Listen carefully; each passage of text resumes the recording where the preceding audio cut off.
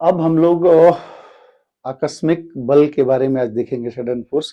बाकी diastrophic force के बारे में हम पहले उसे पढ़ चुके हैं कि उससे क्या फोल्ड माउंटेन और ब्लॉक माउंटेन आपके बने। अब आकस्मिक बल से क्या होता है? ये बल अचानक पैदा होते हैं और अचानक जो घटना इनसे घटनाएं होती हैं उसके दो प्रमुख उदाहरण है। एक तो ज्वालामुखी, भूकंप, लैंडस्लाइड में इसमें भी इसी में आता है आपके सडन फोर्सेस में, लेकिन हमें ज्वालामुखी और भूकंप के बारे में ही पढ़ना है। तो इस बल द्वारा घटनाएं अचानक और त्वरित होती हैं, अचानक घटनाएं होती हैं और इसके रिजल्ट क्या होता है? एक तो ज्वालामुखी वोल्केनोस और दूसरा अर्थक्वेक या भूकंप, और इनका रिजल्ट भूपटल पे बड़े विनाशकारी प्रभाव इसके पड़ते हैं। तो पहले हम लोग देखेंगे ज्वालामुखी, या इसको अंग्रेजी में वोल्केनोज कहते हैं। जैसा इसका नाम ही है ज्वालामुखी, मतलब मुंह से ज्वाला निकलना, मुंह से आग निकलना, नाम में ही है। तो वही है, ज्वालामुखी का अर्थ है जिसके मुंह से आग निकलती हो। पृथ्वी पर अचानक कहीं एक छेद हो जाता या दरारें पड़ जाती और उसमें से बाहर की तरफ लावा, राख, मिट्टी, धुआं, पानी, सारा कुछ उससे बाहर निकलने लगता है। ऐसे को, उस छेद को वेंट कहते हैं अंग्रेजी में, और वो इकट्ठा होता जाता है वहीं आसपास। जब धुआं वगैरह उड़ जाता है, हल्की चीजें बाहर छिटक जाती हैं, धूल वगैरह, लेकिन हैवी चीजें वहीं लेवल में इकट्ठे होते होते पहाड़ सरीखा कोन शेप्ड स्ट्रक्चर बन जाता है और उसके ऊपर से ही ज्वाला निकलती रहती है और टॉप मोस्ट पॉइंट जो एक फनल शेप्ड बन जाता है कीप की तरह, उसे आपको क्रेटर या वीवर कहते हैं। और पृथ्वी पे जो शुरू में छिद्र बनता है उसे वेंट कहते हैं। धीरे धीरे इसी से निकलते निकलते इकट्ठा होते होते उस तरह का स्ट्रक्चर आपका बनता है। तो पृथ्वी की सतह पर एक दरार या छिद्र बनता है जिसे वेंट कहते हैं, और इसी से अंदर से पिघला हुआ लावा, राख, गर्म गैसें, चट्टान के टुकड़े बाहर निकलते हैं और ये विस्फोट अचानक होता है। ऐसा नहीं चेतावनी देखो यार आया, हमें अनुभव होता है, अचानक होता है। और इनके पदार्थों से बनने से हम लोगों ने ये देखा कि धीरे धीरे धीरे पर्वत की आकृति ये बन जाती है। शिखर पर धीरे धीरे पर्वत बनता जाता है, ऊपर से जो स्ट्रक्चर्स बनता है वो उसे क्रेटर कहते हैं। ये फनल शेप्ड स्ट्रक्चर जो बनता है इसे क्रेटर कहते हैं। नाम आपको पूछता है सवाल कि ज्वालामुखी का वो मुंह जहां से लावा, राख, टुकड़े जो भी निकलता है उसे क्रेटर कहते हैं। फनल शेप्ड स्ट्रक्चर होता है और जब ये निकल के शांत हो जाता है तो इतना बड़ा स्ट्रक्चर हो जाता है, कभी कभी इसके मुंह में वो पानी वानी इकट्ठा हो जाता है, बारिश का पानी और भी पानी, तो धीरे धीरे धीरे वो एक बीवर झील या क्रेटर लेक बन जाती है। धीरे धीरे पिकनिक स्पॉट हो जाता है अगर वो डॉर्मेंट हो गया तो। अभी हम लोग देखेंगे डॉर्मेंट इसके बारे में कितने हैं। तो क्रेटर लेक ये बन जाती है। क्रेटर लेक क्या है कि जो ज्वालामुखी के क्रेटर में ज्वालामुखी शांत होने के बाद बन जाती है, वो क्रेटर लेक होता है। ये क्यों होता है ज्वालामुखी? अब प्रश्न ये, ज्वालामुखी होता क्या है? आपने स्ट्रक्चर में पढ़ा होगा कि अस्थिनोस्फीयर जो एक कमजोर पट्टी होती है आपके लिथोस्फेरिक प्लेट के नीचे, कभी कभी कहीं वो कमजोर लिथोस्फीयर पा जाती है, ज्यादातर उसके टकराने से या टूटने से, तो वहां पे एक छेद बनता है और उससे वो मैग्मा बाहर निकलने लगता है। तो वही है कि जहां भूतल कमजोर होता है, एस्थिनोस्फीयर का मैग्मा उस भाग को तोड़कर बाहर निकलने लगता है और हमें ज्वालामुखी दिखाई देती है। हमारा भी शरीर कमजोर होता है तो बीमारियां घेर लेती हैं। तो जो भी स्थल का कमजोर हुआ, ज्यादा कमजोर कहाँ होता है? जहां पे वो प्लेट्स का बॉर्डर है या जहां वो फोल्ड माउंटेन बने हैं, ज्यादातर वहीं पे ये ज्वालामुखी या अर्थक्वेक आया करते हैं कि वो कमजोर पोर्शन है जहां पे उन प्लेट्स का जॉइंट्स है या जहां पे ये फोल्ड माउंटेन बने हैं, क्योंकि वो बॉर्डर एरिया है उन प्लेट्स का। तो कमजोर ज्यादातर वहीं पे ज्वालामुखी वगैरह निकलते रहते हैं। अब ज्वालामुखी के प्रकार, जनरली इनकी सक्रियता के आधार पे on the basis of frequency of eruption, इनकी सक्रियता के आधार पे हम इन्हें 3 भागों में बांटते हैं, सक्रियता के आधार पे, on the basis of frequency of eruption. पहला है सक्रिय ज्वालामुखी या एक्टिव वोल्केनो, जिसका नाम ही है सक्रिय, मतलब हमेशा चालू है, ये आग और पानी और धुआं फेंक रहा है ये लगातार, तो इसे सक्रिय ज्वालामुखी कहते हैं। हमेशा क्रियाशील रहते हैं, इनके मुख से लावा हमेशा निकलता रहता है, हमेशा सक्रिय है, लगातार धुआं मुंह से इनके लावा आग निकलती रहती है, ऐसे ज्वालामुखी को सक्रिय ज्वालामुखी कहते हैं। उदाहरण, इटली के 2 वोल्केनोज हैं या ज्वालामुखी हैं, ये नाम आप याद कर लेना। एक है इटना, माउंट इटना, और दूसरा है स्ट्रोम्बोली। ये दोनों इटली में हैं। स्ट्रोम्बोली या सिसिली द्वीप पे, ये दोनों वहीं पे हैं इटली में। याद रखिए, इटना और स्ट्रोम्बोली एक्टिव वोल्केनो हैं, ये आपको उदाहरण मालूम होनी चाहिए। ये जो स्ट्रोम्बोली पर्वत है ये बहुत ऊंचा है, एक द्वीप पे है सिसिली, हमेशा इसके मुंह से आग निकलती रहती है, तो दूर दूर से उस समुद्र में जहाजों को लाइट हाउस का काम करता है। लाइट हाउस क्या होता है? समुद्र के किनारे बहुत ऊंचे ऊंचे टावर बनाए जैसे में लाइटें जलती रहती हैं, वो जहाजों के लिए इंडिकेशन का काम करता है, तो उसे लाइट हाउस कहते हैं। तो इसे कहते हैं भूमध्य सागर का प्रकाश स्तंभ या लाइट हाउस। ये सवाल भी आपके छोटे छोटे सवालों में पूछता है कि किस ज्वालामुखी या किस पर्वत को भूमध्य सागर का प्रकाश स्तंभ या लाइट हाउस कहते हैं, तो यह है स्ट्रोम्बोली, भूमध्य सागर का प्रकाश स्तंभ इसे कहते हैं। भूमध्य सागरी है, ऊपर आप देखोगे अफ्रीका के ऊपरी पोर्शन, नॉर्दर्न पोर्शन और यूरोप के पहले बीच में जो सागर है वो भूमध्य सागर या अंग्रेजी में उसे मेडिटेरियन सी कहते हैं। किसी जमाने में इसे 7 समुंदर भी कहा जाता था, जो 7 समुंदर पार आने जाने वाली या ब्रिटेन जाने वाली बात होती है, वही 7 समुंदर पार करना पड़ता है। तो खैर इसे स्ट्रोम्बोली को भूमध्य सागर का लाइट हाउस कहते हैं। एक और सवाल जो शायद आपको ज्यादातर ये पूछता है कि संसार का सबसे ऊंचा सक्रिय ज्वालामुखी दक्षिण अमेरिका का नोवाडोस ओजोस डेल सलाडो या ओजोस डेल जनरली सलाडो के नाम से ये जाना जाता है। इसका पूरा नाम नोवाडोस ओजोस डेल सलाडो है। तो सबसे हाइट में ऊंचा सक्रिय ज्वालामुखी यही है। पहले कुछ लोग कोटोपैक्सी को मानते हैं, नहीं, कोटोपैक्सी इससे छोटा। तो अगर इस तरह का सवाल आता है सबसे ऊंचा ज्वालामुखी, तो ओजोस डेल सलाडो है, जो कहाँ पे है? ये दक्षिण अमेरिका में है। तो एक तो ये हो गया। भारत में भी एक सक्रिय ज्वालामुखी है, एक ही है मात्र, और वो भी है अंडमान एंड निकोबार द्वीप समूह में, जिसे बैरन द्वीप वोल्केनोस कहते हैं। तो एकमात्र सक्रिय ज्वालामुखी भारत का वो है अंडमान एंड निकोबार द्वीप समूह में, और वो है बैरन द्वीप, अंडमान पे स्थित है।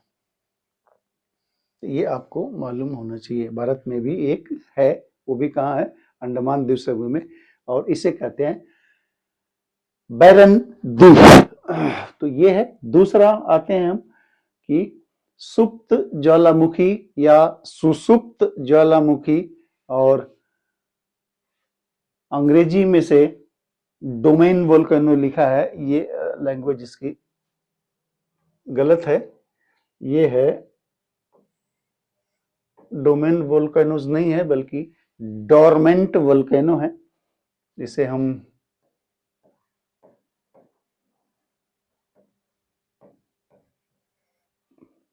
Dormant volcano. तो ये सुसुप्त या सुप्त ज्वालामुखी, मतलब ऐसे ज्वालामुखी जो सुप्त पड़े हैं। तो एक था हमेशा सक्रिय, ये है कि ये फिलहाल शांत है, मतलब भविष्य भूत में तो इसमें विस्फोट हुआ था, इरप्शन हुआ था, लेकिन वर्तमान में ये शांत है, लेकिन पुनः इरप्शन की इसमें कैपेसिटी है, ये कभी भी इरप्ट हो सकता है। तो इसकी डिफिनेशन क्या? ऐसे ज्वालामुखी जो फिलहाल शांत हैं, लेकिन भविष्य में इनमें सक्रिय होने की क्षमता है या भविष्य में ये सक्रिय हो सकते हैं। मतलब भूत में कभी ये सक्रिय हुआ था, उसके बाद शांत हो गया, आज भी वो शांत है, लेकिन इनमें संभावना है कि वो भविष्य में इरप्ट हो सकता है, उसमें लावा वगैरह निकल सकता है। ऐसे वोल्केनोस को या ज्वालामुखी को हम सुसुप्त या सुप्त ज्वालामुखी या डोर्मेंट वोल्केनोस कहते हैं।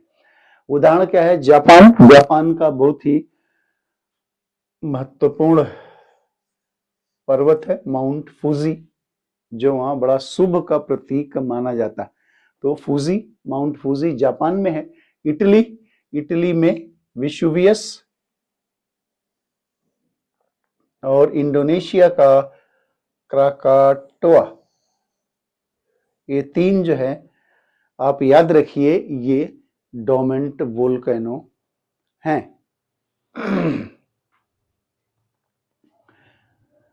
तो mount Fuji, mount Vesuvius and mount Krakatoa, ये तीन इसमें आते हैं। सक्रिय में देखें तो दो हमने उदाहरण बताए थे, माउंट इटना और स्ट्राम्बोली, और यहाँ पे है फुजियामा, विसुवियस और इंडोनेशिया का क्राकाटोआ। तीसरा है आपका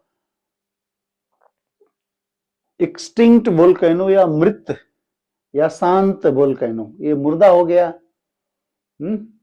उसी तरह जैसे आदमी बीमार है तो ठीक होने की संभावना तो है, लेकिन जो मर गया उसका तो क्रियाक्रम ही करना पड़ता है। तो मृत या शांत ज्वालामुखी जो मर चुका है, मतलब उद्गार तो कभी हुआ होगा भूत में, लेकिन अब भविष्य में इसके उद्गार होने की संभावनाएं नहीं है, जीरो, नहीं हो सकता। सुसुप्त में कहा था कि भविष्य में उद्गारित होने की क्षमता या सक्रिय होने की क्षमता है, इसमें क्षमता नहीं है। ऐसे को हम मृत या शांत ज्वालामुखी कहते हैं। तो आप देख लीजिए, सुसुप्त, सुप्त और शांत, ये कंफ्यूज मत करिएगा। वो है सक्रिय, वो है सुप्त या सुसुप्त, ये है मृत या शांत या एक्सटिंक्ट। तो इनमें भविष्य में सक्रिय होने की कोई संभावना नहीं है। कुछ उदाहरण है, आप देख लीजिए। म्यांमार मतलब पुराना नाम, नया नाम है बर्मा। ये माउंट पोपा। अफ्रीका का सबसे ऊंचा पर्वत है माउंट किलिमंजारो। और अमेरिका का एक पर्वत इसी तरह रेनियर। ये सारे मृत वोल्केनोस के उदाहरण हैं या शांत ज्वालामुखी। अभी कुछ दिन पहले, एक महीने पहले आपने न्यूज पढ़ा होगा, पेपरों में सुना होगा, काफी फ्लाइटें इंडिया के भी प्रभावित हुई थी। वहां पे एक सुसुप्त, मृत नहीं बल्कि सुसुप्त था ज्वालामुखी, उसका नाम था हेली गुब्बी, इथोपिया का था। वो इरप्ट हो गया अचानक, और इतना उसका राख वगैरह और इतने पार्टिकल्स, धुआं आसमान में भर गया कि प्लेन उधर उड़ने में दिक्कत हुई। तो कई देशों ने अपने उसे कैंसिल की अपनी फ्लाइटों को। तो ये अभी इरप्ट हुआ था। कहाँ था? इथोपिया। इथोपिया कहाँ है? अफ्रीका कॉन्टिनेंट में। अब कहाँ अफ्रीका, कहाँ इंडिया, बीच में अरब सागर है इतना बड़ा, और वहां से यहाँ राख कैसे आ गई? तो राख क्या आती है ऊपर की तरफ, ये इतनी विस्फोट इतना भयंकर होता है, इतना फोर्स होता है इसमें कि बहुत ऊंचे तक चली जाती है। और इस समय ऊपर जाने के बाद ऊपर कुछ हवाएं चलती हैं, जेट स्ट्रीम, और बहुत स्पीड से चलती हैं, 120 130 किलोमीटर और ज्यादा किलोमीटर की स्पीड से चलती हैं। और वो हवाओं के प्रभाव में आता है, तो इस समय वो इधर की तरफ चलती हैं, आपके वेस्ट की तरफ, तो सारे ये उधर से धुआं धक्कड़ उड़ा के ले आए इधर की तरफ। तो हमारे यहाँ की भी कुछ फ्लाइटें प्रभावित हुई। तो ये हेली गुब्बी वहां का था, अभी ये विस्फोट हुआ। तो आपका जीके का भी सवाल है, आपके सब्जेक्ट का भी सवाल है, सक्रिय हो गया। और एक चीज और है कि पूरे सौरमंडल का सबसे बड़ा ज्वालामुखी मंगल ग्रह पर ओलिम्पस है। मतलब सौरमंडल, पृथ्वी ही नहीं, पृथ्वी के अलावा 8 और पृथ्वी को लेके 8 और ग्रह हैं सौर मंडल पे। सूरज और सूरज का परिवार 8 सारे, अगर कॉन्टिनेंट को मिला दिया जाए, सॉरी सारे आपके उसको मिला दिया जाए प्लैनेट्स को, तो ये मंगल ग्रह पे ये है ओलिम्पस। ये ओलिम्पस माउंटेन, ये सबसे सोलर सिस्टम का या सौर परिवार का या सौर मंडल का सबसे बड़ा ये ज्वालामुखी है, जो कि मार्स या मंगल ग्रह पे है। अगर पूरे सोलर सिस्टम का पूछता है तो ये है, नहीं तो हमने ओजोस डेल सलाडो हमने बताया था कि पृथ्वी का सबसे ऊंचा है। और सबसे बड़ा पूछे लार्जेस्ट, तो एक है मोना लोवा, नीचे होगा वो पृथ्वी का सबसे बड़ा ज्वालामुखी हवाई धूप में मोना लोवा, ये लार्जेस्ट है, नॉट हाईएस्ट, ऊंचा नहीं, बड़ा। जैसे नील नदी सबसे लंबी, अमेजन सबसे बड़ी नदी है विश्व की, उसी तरह ये है आपका मोना लोवा। ये कहाँ है? हवाई द्वीप। हवाई द्वीप प्रशांत महासागर में है और ये यूएसए का पार्ट है। तो हवाई द्वीप में मोना लोवा सबसे लार्जेस्ट सक्रिय वोल्केनो है। और ऊंचा ओजस डेल सलाडो, वो साउथ अमेरिका में है। और पूरे सोलर मंडल का सबसे बड़ा ज्वालामुखी तो मोना लोवा, और ये पर्वत भी सबसे बड़ा है, हिमालय से भी बड़ा है। तो सोलर सिस्टम का सबसे बड़ा पर्वत यही है, जो कि मार्स पे है। अब हम देखें इसका डिस्ट्रीब्यूशन। ये कुछ बेल्ट में पाए जाते हैं ज्वालामुखी, और आपका अर्थक्वेक ये जनरली एक ही बेल्ट में पाए जाते हैं। और इनका डिस्ट्रीब्यूशन देखें पूरे अर्थ पे, तो इनके 3 क्षेत्र पाए जाते हैं। कौन कौन इनके 3 क्षेत्र हैं? अब हम देखते हैं ज्वालामुखी के क्षेत्र, या इनको बेल्ट कहते हैं। तो विश्व में ज्वालामुखी के 3 प्रमुख बेल्ट या इनकी पेटियां हैं। पहला परिप्रशांत या सरकम पैसिफिक बेल्ट, परिप्रशांत महासागर, प्रशांत महासागर के किनारे किनारे एक रिंग शेप्ड बेल्ट है, जिसे रिंग ऑफ फायर कहते हैं। वहीं सबसे ज्यादा भूकंप भी आते हैं, वहीं सबसे ज्यादा आपके ज्वालामुखी भी हैं और फटते भी हैं। तो इसे परिप्रशांत महासागर पेटी बोलते हैं। दूसरा मध्य महाद्वीपीय प्लेटी या मिड कॉन्टिनेंटल बेल्ट, ये भूमध्य सागर के ऊपर से शुरू होता हुआ पूरा हिमालयन क्षेत्र लेते हुए आगे तक ये चला जाता है मिड कॉन्टिनेंट में, तो इसलिए मध्य महाद्वीपीय। अभी हम डायग्राम दिखाएंगे तो आपको समझ में आ जाएगा, पहले आप नाम देख लीजिए। तीसरा है मध्य अटलांटिक पेटी, mid Atlantic ridge. Atlantic ocean S shaped है और इसके बीच में एक नीचे नीचे भूमिगत इसके पर्वत है, पहाड़ है, और वो भी पूरा सिस्मिक जोन है या वोल्केनोस जेल है, तो ये वहां पाए जाते हैं। हालांकि वो सिर्फ 1-2 आइलैंड ग्रीनलैंड को छोड़ दें तो बाकी समुद्र के नीचे है, लेकिन सबसे ज्यादा ज्वालामुखी अर्थक्वेक वहां पे आते हैं। तो ये अगर आप देखें तो ये छोटा सा हम लोगों ने बढ़िया सा डायग्राम लिया है, ये आपको दिखाई देते हैं कहाँ कहाँ ये हैं। तो ये रेड वाला आप देख रहे हैं पोर्शंस, जो रेड लाइनिंग दिखा रहा है, ये परिप्रशांत महासागर क्षेत्र है। ये चूंकि ये मैप ऐसे दिखाया हुआ, देखेंगे पृथ्वी गोल है, तो गोल है तो ये वाला पोर्शन घूम के इधर आ जाएगा, तो ये रिंग का आकार बनता है। तो ये जो लाल वाला पोर्शन है ये परिप्रशांत महासागर है, ये पैसिफिक ओशन है, ये पैसिफिक ओशन है। कॉन्टिनेंट में देखें तो ये उत्तरी अमेरिका है, ये दक्षिणी अमेरिका का ये वेस्टर्न साइड है, और इधर ये ऊपर एशिया है, नीचे है ये ऑस्ट्रेलिया है। तो ये बेल्ट जो होता है ये रिंग ऑफ फायर है या परिप्रशांत बेल्ट है। सबसे ज्यादा ज्वालामुखी यहीं आ जाते हैं, इसे रिंग ऑफ फायर कहते हैं। दूसरा हम लोगों ने देखा था कि मध्य महाद्वीपीय बेल्ट, तो ये है जो ब्लू में है, यहां से ये शुरू होता यूरोप के पश्चिमी भाग से, और इधर यहाँ पे आपका ये पूरा उसका मेडिटेरियन सी वाला पोर्शन है, उससे होते हुए ये पूरा हिमालयन बेल्ट को ये पकड़ते हुए ये यहाँ तक ऑस्ट्रेलिया के ऊपर तक आता है। तो ये है मध्य महाद्वीपीय बेल्ट या मेखला। और तीसरा जो है वो आपका ये मिड अटलांटिक बेल्ट, तो ये मिड अटलांटिक, ये अटलांटिक महासागर है ये शिफ्ट। तो इसके बीच बीच में एक पर्वत है जो भ्रंसन घाटी से बना हुआ। जब चीजें प्लेटें जैसे से दूर जाती हैं तो बीच में दरारें पड़ती हैं, तो वहां से ज्वालामुखी ज्यादातर निकलते हैं। ज्वालामुखी निकलता है पड़ता है तो पर्वती बनते हैं। तो ये बहुत बड़ा ये पर्वत श्रृंखला यहाँ पे बनती है। तो ये 3 बेल्ट जनरली होते हैं, लेकिन जो सबसे ज्यादा भूकंप यहाँ पे तो जनरली समुद्र के नीचे ही ज्वालामुखी और भूकंप आते रहते हैं। तो यहाँ एक आपका ग्रीनलैंड है, ये इसी बेल्ट में है।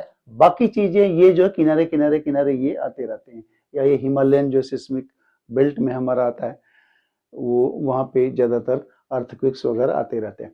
तो ये आपका ये 3 क्षेत्र हो गए कहाँ कहाँ पाए जाते हैं, तो ये क्षेत्र होने चाहिए। खासकर रिंग ऑफ फायर आपको पता होना चाहिए। सरकम पैसिफिक बेल्ट, इसे पैसिफिक रिंग ऑफ फायर कहते हैं। रिंग ऑफ फायर क्योंकि ये रिंग की तरह है, तो उसमें सबसे ज्यादा यहाँ पे ज्वालामुखी बेल्ट हैं। ये लिखा हुआ इसमें, ये प्रशांत महासागर के चारों ओर घोड़े की नाल हार्सू शेप्ड आकार में फैली है, जिसमें दक्षिण अमेरिका, उत्तरी अमेरिका का पश्चिमी तट, जापान, फिलीपींस और न्यूजीलैंड उधर आपके साइड में शामिल है। और विश्व के लगभग 75% सक्रिय ज्वालामुखी और 90% भूकंप इसी क्षेत्र में आते हैं। किस क्षेत्र में आते हैं? पैसिफिक बेल्ट में, रिंग ऑफ फायर में।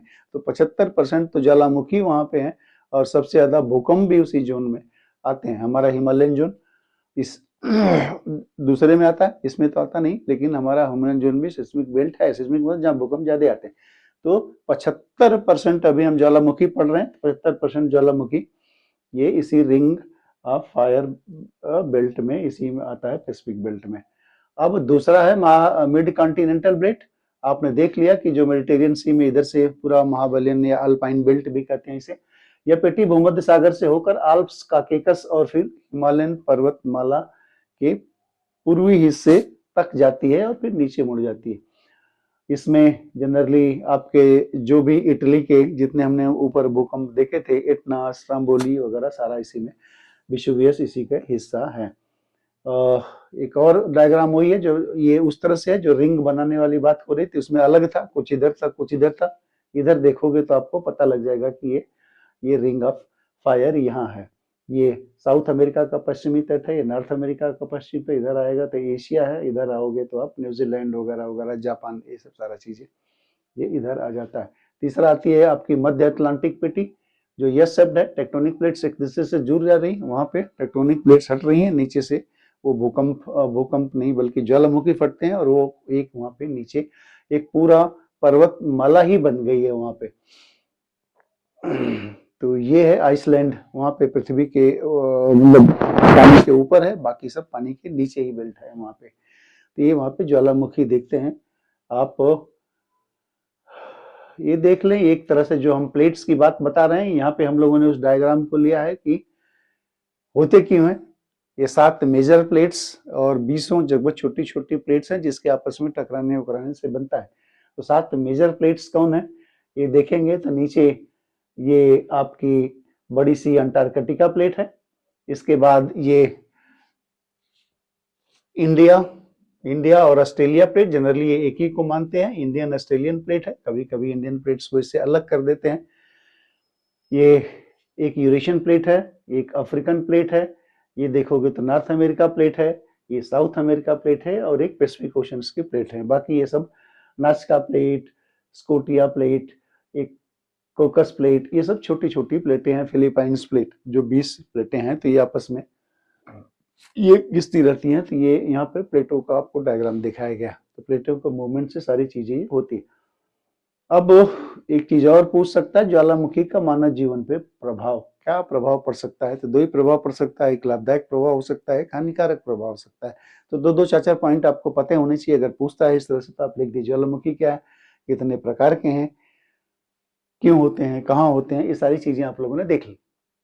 तो लाभ क्या है, 3-4 पॉइंट मोटा मोटा देख लीजिए, जो दिमाग में बैठा लीजिए, रटने की जरूरत नहीं, अपने लैंग्वेज में लिखिएगा। पहला लाभ क्या होता है, लावा निकलता है, उससे काली मिट्टी, जो आपका इंडियन प्रायद्वीप नीचे का पोर्शन है वो वोल्केनो से ही बना, वोल्केनोज एक छेद ही नहीं होता जहां से पहाड़ बन जाए, वो कई दरारें पड़ जाती है लंबी लंबी बड़े दूर तक, उसमें से भी लावा निकलता रहता है। तो एक छेद छोटा है तो उससे तो पूरा पहाड़ बन गया, लेकिन दूर में निकलता है तो वो एक पठार बना देता है। तो हमारा दक्षिण प्रायद्वीप जो है ये काली मिट्टी जो पाई जाती है वोल्केनो की है, जहाँ पे कपास और गन्ने की फसलें होती है। तो लावा से बनी काली मिट्टी में गन्ना और कपास की अच्छी फसल होती है। तो एक तो लाभ इससे ये हो गया। दूसरा, ज्वालामुखी विस्फोट से बहुमूल्य खनिज पदार्थ बाहर आ जाते हैं। खनिज कहाँ से निकलते हैं? पृथ्वी के नीचे से निकलते हैं, अर्थक्रस्ट से ही निकलते हैं। जब वो फटता है तो बहुत खनिज पदार्थ आपके बाहर आ जाते हैं, जो फिर आप वहां से खनिज पदार्थ को निकाल पाते हैं। इससे कई कई ज्वालामुखी प्रदेशों में गेसर या गर्म जल के झरने, जिसको कहते हैं गर्म जल का स्रोत, अंग्रेजी में से गेसर कहते हैं, ऐसे भूकंपीय क्षेत्रों में ये निकल जाता है। और उसमें से जो पानी निकलता है गरम गरम, उसमें सल्फर या गंधक घुला होता है, जो शरीर में जो चर्म रोग वगैरह होता है उसके लिए बड़ा फायदेमंद होता है। उसमें लोग अपने चर्म रोग ठीक करने जाते हैं और पिकनिक स्पॉट भी हो जाता है। अमेरिका का येलोस्टोन पार्क नाम सुना होगा आपने, तो वो ज्यादातर उसमें तमाम गेसर है। तो ये उसमें गंधक घुले होते हैं और ये चर्म रोग नहीं बल्कि ये चर्म रोग है। चर्म रोग में ये लाभदायक होते हैं। तो ये सारी चीजें हैं। इससे एक ऊर्जा भी बनाई जाती है। ऐसे सिस्मिक बेल्ट जो होते हैं वहां पे जियोथर्मल एनर्जी या भूतापीय ऊर्जा भी कहीं कहीं से बनाई जाती है। ये non conventional source of energy के तहत आता है। तो ये भूतापीय ऊर्जा बनाते हैं। और क्रेटर लेक जब सक्रिय होकर सुप्त हो जाता है तो बहुत बड़े बड़े क्रेटर बन जाते हैं। तो उसमें झीलें बन जाती है, वहां पे धीरे धीरे फिर गार्डन वार्डन लगा के पिकनिक स्पॉट की तरह इस्तेमाल किया था। तो ये सब तो फायदे हैं। हानि क्या है? अब हानि तो यही है कि जब विस्फोट होता है तो आसपास के लोगों का स्वाहा हो जाता है, चाहे वो वनस्पतियां हों, जानवर हों या जीव जंतु हों, खेत हो, सब उसमें राख में और आग में भाग भी गए तो राख हो दब्ज के सब नष्ट हो जाते हैं। तो जान और माल का बड़ा नुकसान इसमें होता है। और इतना तगड़ा विस्फोट होता है, अगर समुद्र में विस्फोट हुआ तो आसपास की बाड़वानल, जिसे समुद्री आग कहते हैं, वो आसपास सारी जीव जंतुओं को जला देता है। या आसपास कोई नदी वदी है तो सारे जीव जंतु उबल जाते हैं वहां के, तो वो सब मर जाते हैं।